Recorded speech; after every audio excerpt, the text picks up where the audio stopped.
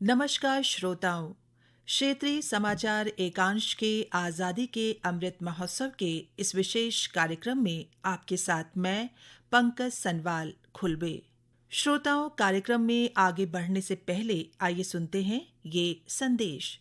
Corona virus के नए स्वरूप ओमिक्रॉन को देखते हुए आपसे अपील है कि सतर्क रहें और पूर्ण टीकाकरण कराएं। 15 से 18 वर्ष के किशोरों और अन्य लोगों के टीकाकरण में भी मदद करें। सुरक्षित रहने के लिए कृपया 3 सरल उपायों का पालन अवश्य करें। मास्क पहनें, 2 गज की सुरक्षित दूरी बनाए रखें, हाथ और चेहरा साफ रखें। कोविड से संबंधित किसी भी जानकारी और मार्गदर्शन के लिए राष्ट्रीय हेल्पलाइन नंबर 01123978046 और 1075 पर संपर्क करें। इसके अलावा प्रदेश हेल्पलाइन नंबर है 104 और 0135 2722 100 और 2724 506। और आइए श्रोताओं, अब सुनते हैं आज़ादी के अमृत महोत्सव पर ये विशेष कार्यक्रम आज़ादी का सफर आकाशवाणी के संग। आज़ादी का अमृत महोत्सव।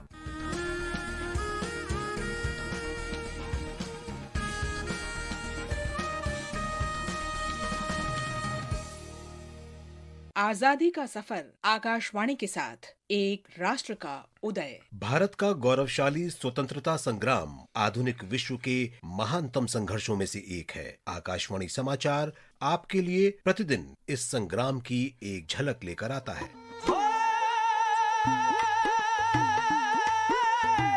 आजादी का सफर श्रृंखला की 200वीं कड़ी में आज हम स्वतंत्रता सेनानी रिपुदमन सिंह को याद कर रहे हैं, जिनका जन्म 4 मार्च 1883 को हुआ था। नाभा के महाराजा हीरा सिंह के पुत्र रिपुदमन सिंह को 1906 से 1908 के दौरान शाही विधान परिषद के सदस्य के रूप में नामित किया गया था। वे आमतौर पर अंग्रेजों के आलोचक थे और उन्होंने देशद्रोही बैठक विधेयक के खिलाफ मतदान किया था। दिसंबर 1911 में पिता की मृत्यु के बाद रिपुदमन सिंह नाभा लौट आए और जनवरी 1912 में वहां का शासन संभाला।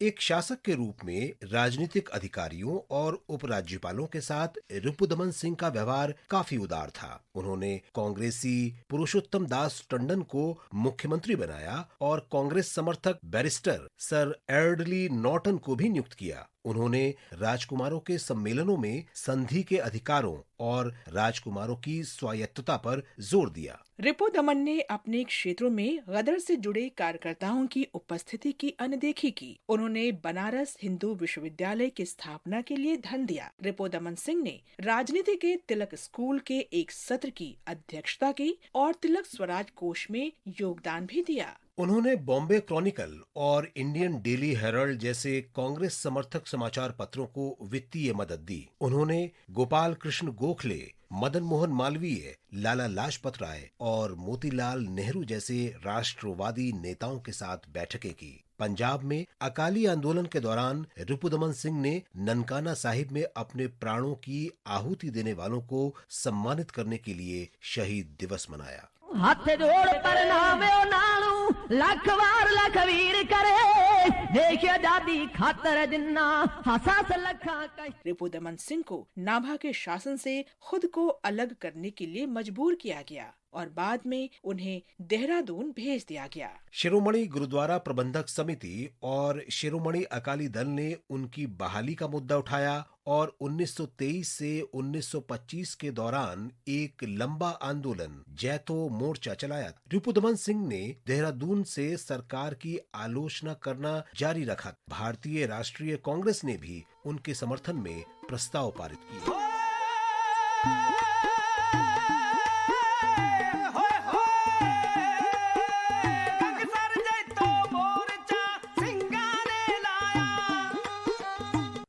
1925 में गुरुद्वारा कानून लागू होने और अकाली आंदोलन को वापस लेने के बाद 1928 में रिपु दमन सिंह को औपचारिक रूप से अपदस्थ कर दिया गया और एक राजनीतिक कैदी के रूप में मद्रास प्रेसिडेंसी में कोडाईकनाल भेज दिया गया।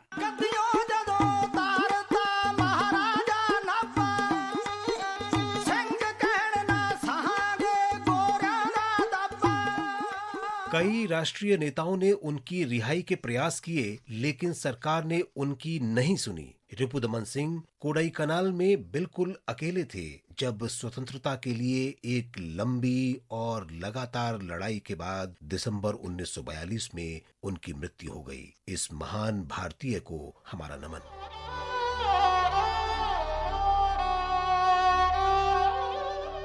हम स्वतंत्रता सेनानी बुलुसु सांबा मूर्ति को भी याद कर रहे हैं, जिनका जन्म 4 मार्च 1886 को तत्कालीन मद्रास प्रेसिडेंसी के गोदावरी जिले में हुआ था। उन्होंने कोंडा वेंकटपाया पंतुलु के एक भाषण से प्रेरित होकर कानून का पेशा छोड़ दिया और 1920 में असहयोग आंदोलन में शामिल हो गए। वंदे मातरम, वंदे सांबा मूर्ति एक सच्चे गांधीवादी थे और उन्होंने रोजमर्रा की जिंदगी में गांधीवादी सिद्धांतों को अपनाया। 1923 में वे भारतीय राष्ट्रीय कांग्रेस के काकीनाडा अधिवेशन की आयोजन समिति के सदस्य बने। वे पूर्ण स्वराज की मांग करने वाले पहले नेताओं में शामिल थे। अप्रैल 1930 में उन्होंने काकीनाडा के पास चोलांगी में नमक सत्याग्रह में भाग लिया। उन्हें गिरफ्तार कर लिया गया। वे 1937 के मद्रास विधानसभा चुनाव में खड़े हुए और मद्रास विधान परिषद के अध्यक्ष चुने गए। 1937 से 1942 तक वे इस पद पर रहे और फिर भारत छोड़ो आंदोलन के मद्देनजर इस्तीफा दे दिया। सुजल विमल कीर्तनलो सुफलाशय वर्तनलो जलम लेक फलम लेक जनम एंडुतुन्न। सांबा मूर्ति आंध्र आंदोलन आंध्रोदयम से भी जुड़े थे। जब पोट्टी श्रीरामुलु ने 1952 में आंध्र प्रांत के गठन के मुद्दे पर मद्रास में आमरण अनशन करने का फैसला किया तो सांबा मूर्ति ने इसके लिए उन्हें अपना निवास दे दिया। हम इस महान देशभक्त को नमन करते हैं। कदम कदम बढ़ाए जा, खुशी के गीत गाए जा, ये जिंदगी है कौम की, तो कौम पे लुटाए जा। हम इंडियन नेशनल आर्मी INA के सदस्य दीप सिंह को भी याद कर रहे हैं। हरियाणा में जन्मे दीप सिंह एक सिपाही के रूप में स्वेच्छा से INA में शामिल हुए और 3री गुरिल्ला रेजिमेंट में सेवाएं दी।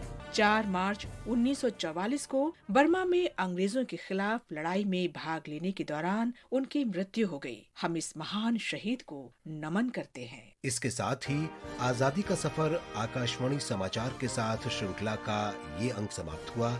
मिलते हैं कल अगली कड़ी में।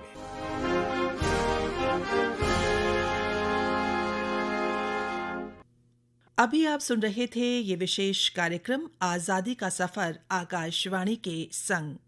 श्रोताओं, एक बार फिर हम आपसे ये कहेंगे कि कोरोना वायरस संक्रमण से बचाव के लिए सभी सावधानियों का पालन अवश्य करें। इसी के साथ हमारा आज का कार्यक्रम यहीं पर समाप्त होता है। नमस्कार।